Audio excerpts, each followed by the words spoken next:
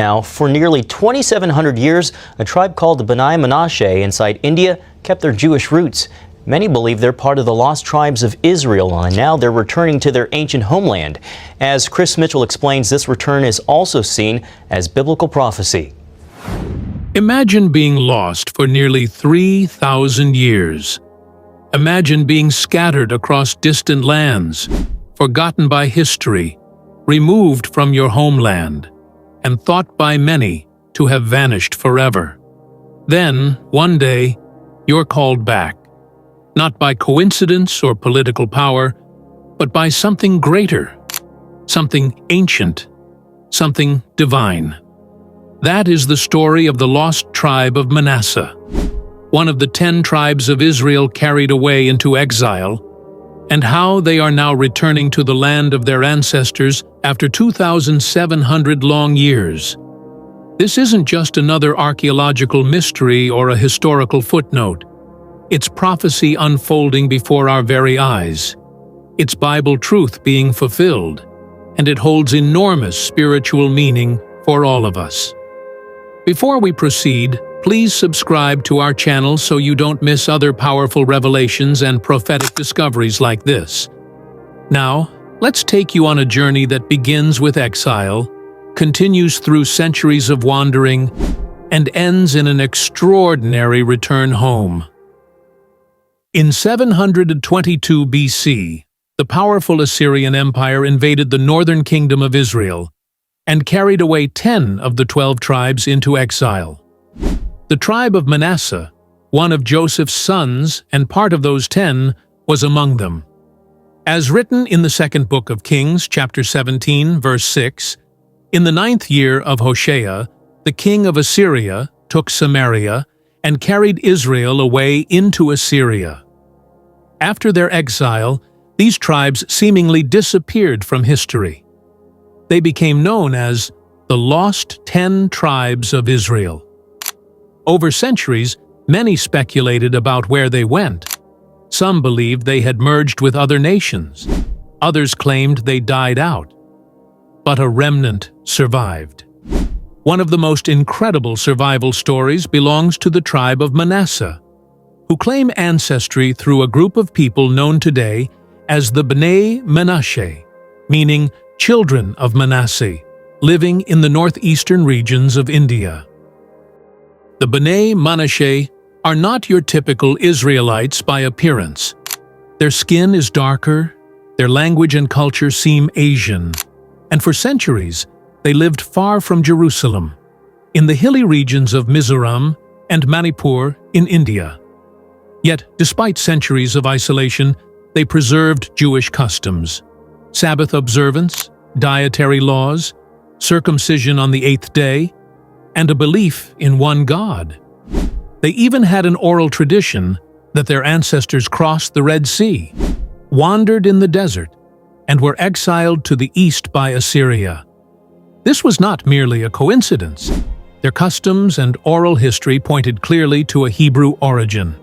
And in recent decades, Israeli scholars and rabbis began to investigate more seriously. One rabbi in particular, Rabbi Eliyahu Avichail, dedicated his life to searching for the lost tribes. When he met the Bnei Menashe in the 1980s, he was stunned. He believed they were indeed descendants of the tribe of Manasseh. After years of study, debate, and verification, Israel's chief rabbinate officially recognized them as one of the lost tribes of Israel. What makes this return so powerful is that it is a direct fulfillment of biblical prophecy. God had promised through his prophets that though Israel would be scattered among the nations, he would not forget them. In Isaiah chapter 43, verse 5 to 6, God says, "Fear not, for I am with thee. I will bring thy seed from the east, and gather thee from the west. I will say to the north, Give up, and to the south, Keep not back. Bring my sons from far, and my daughters from the ends of the earth." How exact is this promise? The Bnei Menashe lived in the east, in Asia, and now they are returning. Can we say this is coincidence, or is it divine orchestration? They are part of the spiritual puzzle that has been locked for over 2 millennia, now being solved by the hand of God. The process of their return began slowly. At first, just a handful made their way to Israel under the law of return.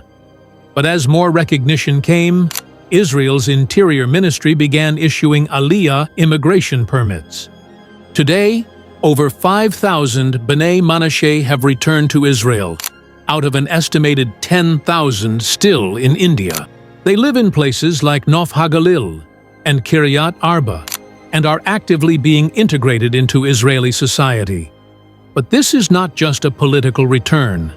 It is a spiritual awakening.